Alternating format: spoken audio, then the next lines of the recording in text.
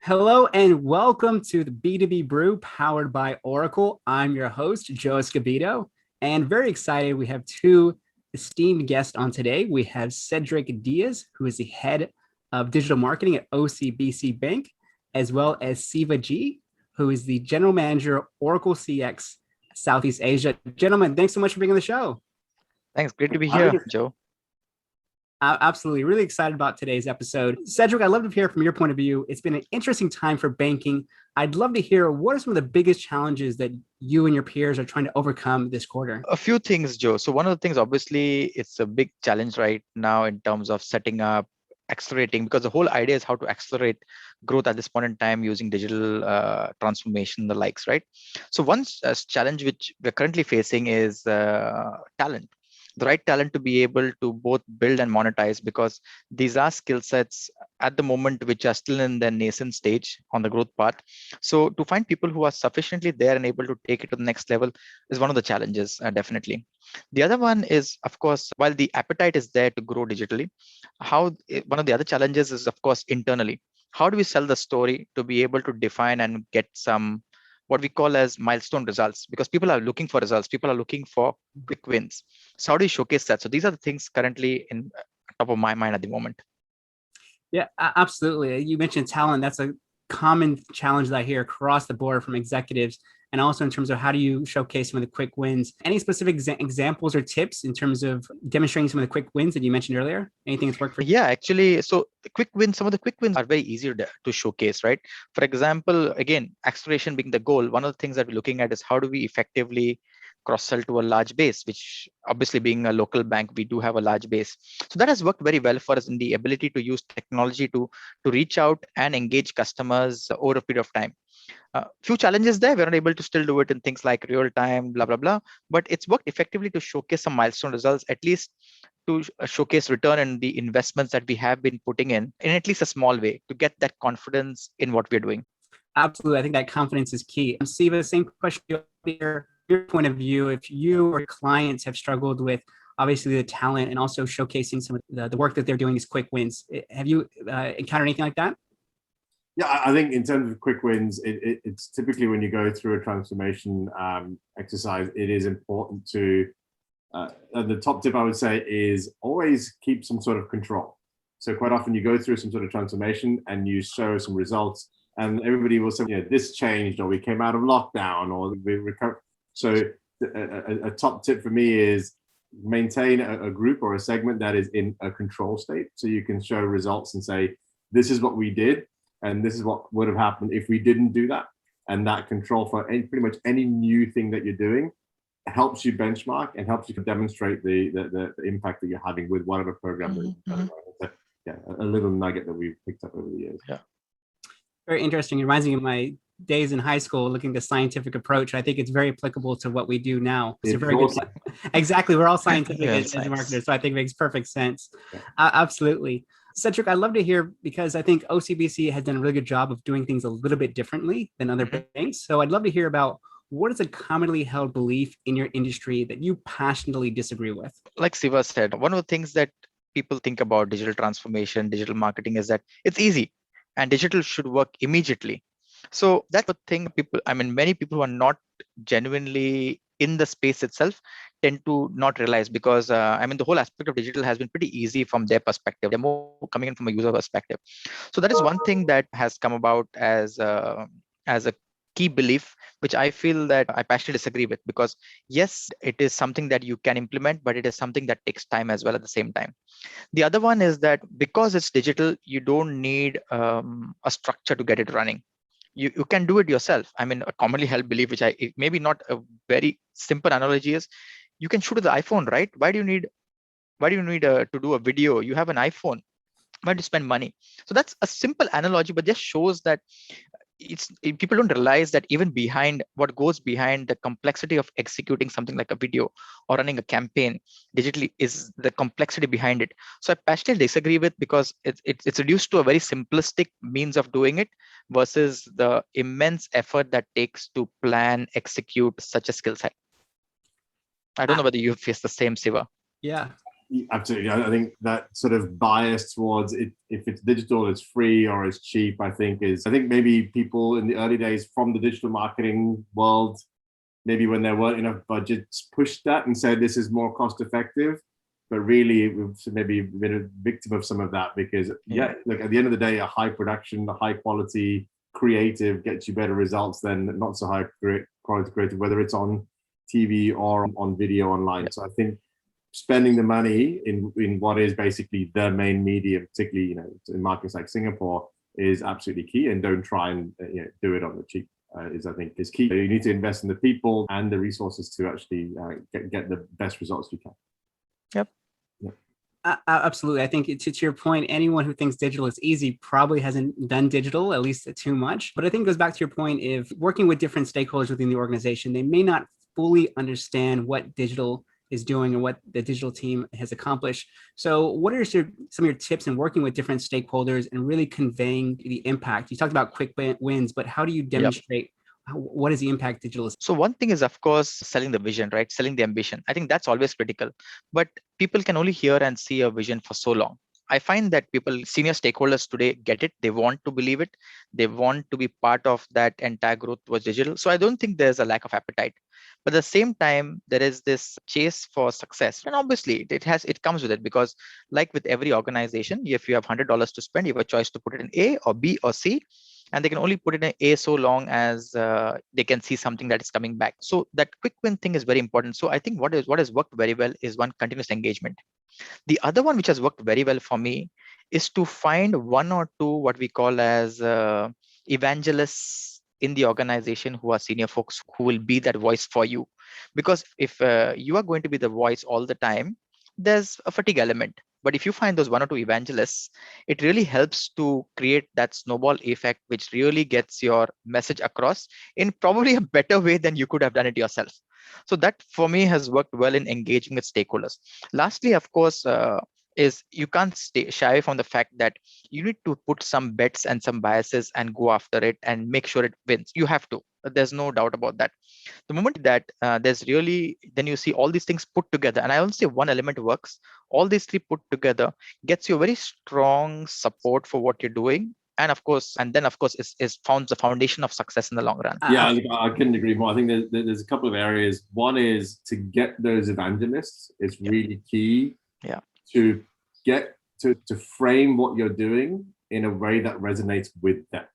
So if you want somebody, and there's no better way than to tie it back to money, not just in but in any industry. If you can tie what you're doing back down to a metric that is a money-based metric, then you can get those evangelists far more easily. Stop talking about some of the metrics that we use internally to people that are not in digital marketing or not in marketing. To start talking about customer lifetime value in a bank, or talking about revenue and what we're doing to the dollar line, then you can get those evangelists that, the person that runs a particular product line, the person who runs credit cards, maybe the person that's in charge of finance for the marketing function, that's suddenly seeing the ROI being a lot higher, becomes your evangelist. But tying it back to money and metrics that the organization cares about beyond marketing, beyond digital, is, I think, a key thing. And sometimes that does, as Cedric said, require a leap of faith a little. Right. And especially in digital, we can be a little bit too heavy in counting the clicks and trying to make an absolute correlation between everything and not necessarily causation. And we can sometimes make those leaps. And so we ran this campaign. We signed up this many more people to, I don't know, the Frank. Nobody questioned when people were buying Straits Times ads and TV ads and the sales went up. They didn't say, well, but did they click on the newspaper ad to apply? No, they didn't. We ran the ad. We got more sales. And I once had a long conversation with somebody from the FMCG industry, who's actually from Mondelez, and he said, problem with you digital guys, you don't have data. And I said, what are you talking about? We have a lot more data than the offline world, but they had data which said, when we spend this much money, we sell this much more product. Whereas we'd say, when we spend this much money, we get clicks and we get traffic and we get the funnel, but how much money? And so I think sometimes we make those leaps, right, and tie what we're doing to money, and that gets a lot more cut through in with management. And Siva, if you can just add one point here, which made it very real. I think I really resonate with your point of making sure the money is real. So what worked for me, Joe, again in this organization was to call out one product line. So I took the secure loans business, called it out, and said, okay, here's what we do with you. Showed success. Guess what? 3 other product lines want to jump on that bandwagon. But you made it real for one.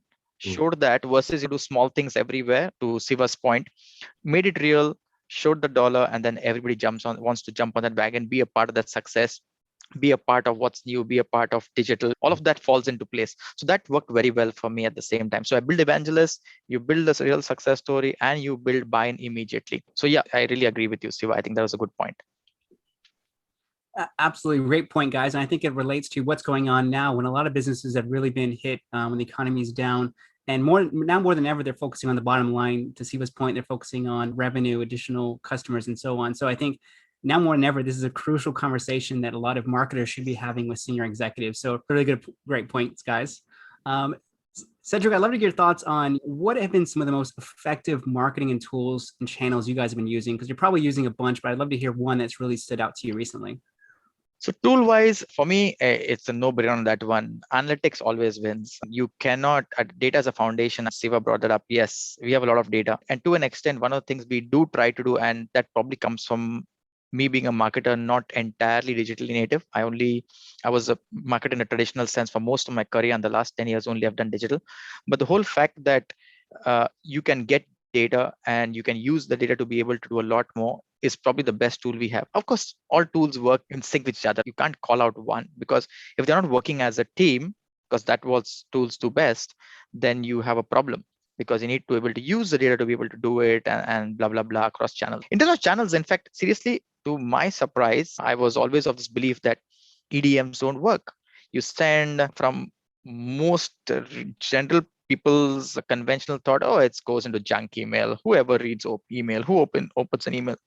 But I've been surprised in the recent past on how effective a good piece of communication can do. In fact, we've built a whole business on wealth sales just on the strength of good email content over the past 12 months. It's a success story internally. And I must say that targeting the right audience with the right message consistently over a period of time really gave us great results. And seriously, it blew my mind to see a channel like EDM can work. But yes, it has been very effective and really generated us a good amount of business.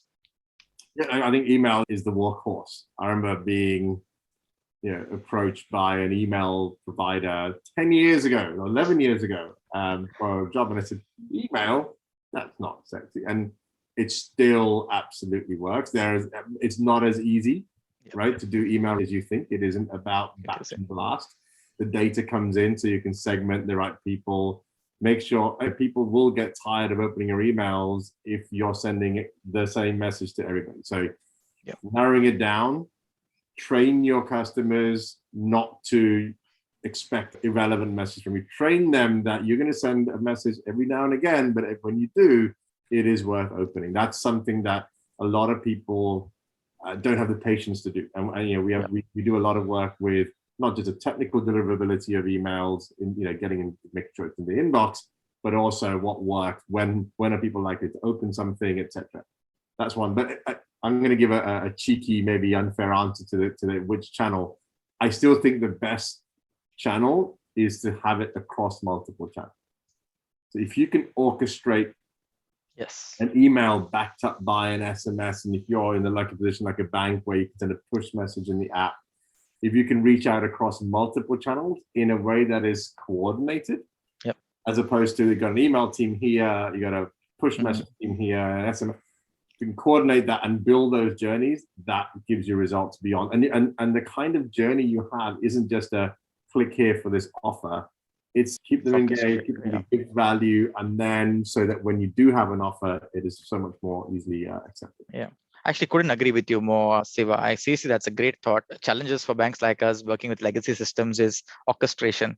But yeah, no doubt about it. We do some things well here, but where we are hopefully we can work towards where we get in the purely orchestrated journey. In fact, to your point, one of the things, and we just had this meeting not today, but in this week, where we were talking about, because this channel is working very well for this particular purpose, can we avoid the spam here's 10% of your Japanese food, which goes to everybody for thing, because that, you're right, it distracts from the real message which you want to hit them with.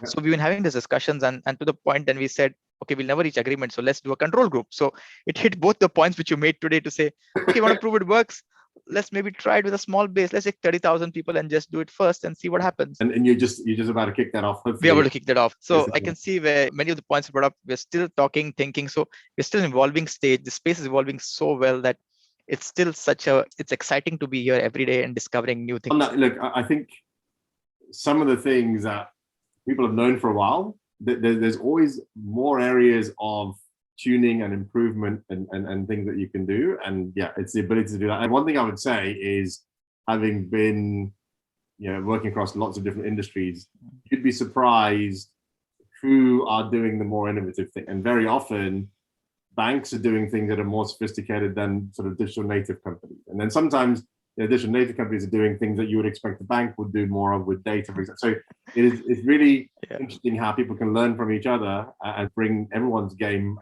up a level, but sometimes in surprising industries that are doing surprising things. Totally agree. We need to find something that we disagree on, Cedric. It's been I know, right? All right, we'll try to find one for you guys. But yeah, I gotta agree with you as well too, because I always laugh when people say that email is dead, but to your guys' point, it's still can be one of the most effective channels, and it's as safe as a point. If you're leveraging that with multiple channels around it, it can be super effective. Really good points, guys. Cedric, you talked a lot about experimentation and personalization. I'd love to hear more about your thoughts on that. What is maybe one experiment that you ran recently that you've gotten some good results out of? I would say that, again, seriously speaking, you will laugh at this, and this is probably where we will go back to being classified as a traditional bank with this idea, because it'll be something which we should have done years ago.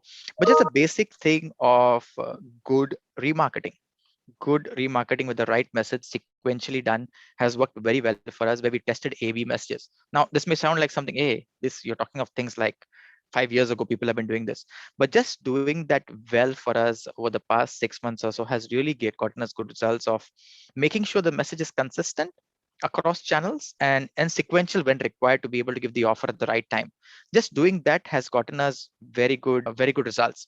So I wouldn't say it's something very sexy, but yeah, if I talk about something which has the best results for me, then yes, this has been working very well. Yeah, it's another one where even your free tools that I want to sell pens, those kind of things have remarketing capabilities, but to do it properly, when I started working with our solutions, remarketing, hey, this is not that sexy, but to be able to do it in real time, to find that golden window of conversion, what is the time where, and to be able to deliver that technically is not as commonly available as people think. One experiment that we recently heard about, which is actually in banking, but it could be applied to a couple of others, is a good example of tying different channels. And this was really to use your first party data to know who is logging in to do online banking. Mm-hmm. Right now, if I was to say, people search the brand name a lot because they're lazy, and Google makes lots of money off people not typing www and .com at the end of it. Lots of people type in your case, OCBC, and we did this in another country, and they will click, and you've just now paid Google for somebody to come to your site and click login and check their balance. So to create audience segments based on your first party data, say who are the ones and what's the segment that's checking their online banking on a regular basis, and doing ad suppression on that has saved this one particular company a ton of money. Brilliant. Using DMP analytics to say, okay, let's do some ad suppression for people that are just searching, clicking on Google to log in. They're going to scroll down and click the organic link for OCBC. And yeah, that's a great experiment that worked really well. Oh, that's great. Actually, seriously, never thought of this idea, but this one is good. This one's good. The other one, which seriously comes to my mind, which I want to do but not able to execute right now, is page depth remarketing, because we remarket the same way to people who come to our pages. Are pretty long, right? Product pages, and people show different interests in different, interest is shown in different ways, how people behave with content on a particular area. Or particular pages of it. So we've not been able to crack that, but I don't know whether you've heard of anything of that sort. Was it basically when you redirect them, you take them to a particular section of the page? No, it's the other way around. When a person visits a page, I come to the page, I just read the top, I read a certain point, I go down, versus person who scrolls all the way to the bottom, and then I market to them differently because of the page depth. Absolutely. The way they have you see where scrolls they are. wise. Yeah. And if you can do Yeah. that in real time and you can do things around, okay, so they were looking at this part, the product comparison of a credit card versus Okay. then yeah, that's a reasonably common. Oh, is it? Okay. So that's something which we, again, like I said, we probably have done it well in certain areas, but probably not as well. So some of those things are still this thing, but that's an experiment which I believe has a lot of potential if we're able to get around to doing that kind of. Yeah, we've come a long way. I remember, again, probably going back about 10 years ago, we did a test for a bank in India that had Shah Rukh Khan as their brand ambassador. Okay. And the test was Shah Rukh at the top, Shah Rukh Khan in the middle, or Shah Rukh Khan at the bottom. And frankly, I think it got like a 30% lift, like what the best position for Shah Rukh was. Okay. But these kind of creative things, we've been doing Yes. for a long time, but what's happening now is a lot more sophisticated. And depending on where your maturity is, you can start with creative and buttons and so on, and move to things like page depth and using audience segments to and then use that media and so on. So yeah. I think audience segments we're doing quite a bit on stuff, so that's something which seriously is there's at this point in time there's no limit to how much you can do with these segments and how you can use them and so that. But because the challenge always is a complexity versus different product lines and stuff like that, there's only so much of, because a lot of it is effort, right? Always effort to be able to look at the segments, do it, and things like that. So that's definitely to Joe, if that's one of your questions, some of the challenges we face is that managing for a bank specifically, because with multiple product lines, how do you manage the complexity across lines, segments, tests, efficiencies, and get that going? That's always going to be one of the key challenges which we'll face. What do you do? We're working with another large Singapore well-known brand in a different industry. And the idea of air traffic control, basically. Yep. So are you the central place, which is the referee of when credit cards and home loans, they all want to send a message, that you're the one that says, okay, I'm going to coordinate and we don't want to send too many to this person. And you don't make it a first come first serve basis, and people are just So we have models. So it's a joint effort between my team and what we call as group customer analytics team.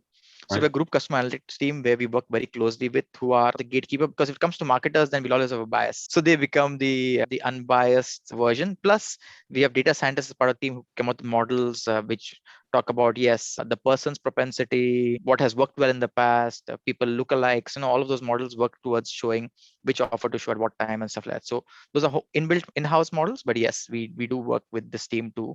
And then also control the number of messages in the month, because we don't want spam and all those things. So all that we pretty much gotten that path over the past few years. Once we've got it right completely, but yes, it's work in progress as always. See, that leads us up to our next question, because you're talking about some of the top brands in Singapore, and obviously OCBC is one of those brands. So for everyone who's watching or listening this episode in Singapore, what's one piece of advice you'd give to every marketer they should keep in mind when doing marketing in Singapore? I'm talking more from the digital perspective, from marketing, definitely. But from a marketer's perspective, one of the things we always look out for is, like what Siva said, tie the results back to the higher order metrics. Don't bother about clicks, tie it back to revenue. I think that's one of the things that we look at OCBC very closely. We tie it to outcomes, which are real outcomes. So for example, small thing, right? We don't look at, for example, if I take a mortgage business, we don't look at only the lead generated, but we tie it down to the actual value of the loan which was signed up for. So tie it down to metrics which are real, tie it down to metrics which are easily understandable to the different audiences, because that will what will make you successful in the long run. Because smaller metrics are just a means or a road to success. They're not the actual success. Yeah, for me, if I can give two answers to that. One is, depending on if you're a brand like Singtel or Singapore Airlines, these kind of brands that if you're marketing in Singapore, people know who you are. They probably have transacted or have a relationship with you at somewhere or another. And this kind of ties I guess, we're talking about a lot of consumer stuff in a B2B brew, but nurturing people and keeping that relationship without throwing an offer every 5 minutes, so that when they're ready, you can reach out. Because there's only a small number of people, they know all the brand. If you're an established brand like OCBC, you can't keep offering them things, or they will stop opening those emails or listening to your messages. So having that nurture, which is something that is a very B2B thing that we do, but things like financial services, telco, we consider that as a considered purchase. You want to nurture and get them to the right point where, yeah, sure, you may give it to an RM, but you could also give it to the actual go campaign that, you know, that tries to get them over the line. So maintain that relationship rather than a transactional message is, I think, one thing. But I think the biggest sort of message to Singapore specific marketers goes back to Cedric's point at the start about talent. If you're in Singapore and you're running a digital team, you are in a dogfight for the best digital talent. A lot of traditional companies probably don't recognize that quickly enough in terms of things like compensation. So, you know, Cedric's boss, give him a pay rise, but there is competition for talent, not just amongst your peers in your industry, not just across the top brands here, but also Singapore has a bunch of MNCs, right? Digital marketing is, as in particular, something that all the big FMCG brands, CPG brands, they have offices here that are executing probably bigger budgets in some cases. That makes their roles exciting. So the way, that's one. You've also got massive offices of Google and Facebook and Grab and all of these guys, and not to mention all the startups that are coming up to them. The fight for talent in Singapore is intense. So if you're a marketer in Singapore, a marketing leader in Singapore, nurturing, developing, keeping engaged and rewarding your talent, I think is something that is really. If I can just and just one specific area to look out for, what Siva said, is this area of marketing technology. If I can narrow it down, that one is gold today. People will have been here and done that. It literally does not exist. I won't say doesn't, okay, and that's taken very literally, but it's literally, can count on your fingers how many people who are really good at this stuff. So it is a dogfight. Sorry to agree on the last point as well. I was gonna say so many similarities between you guys, but I think these are some really great points in terms of, like I said, the challenge for finding the right talent, conveying the right messaging, and then making sure you're conveying that to the senior stakeholders, showcasing the bottom line. So really great points, guys. I really appreciate you sharing all your insights. I found it super practical, and I'm sure everyone watching or listening it will do as well. So thank you guys so much. And if you're watching, please feel free to share today's episode. So many great tips, and we will see you guys next episode on BD Brew. Take care. Bye.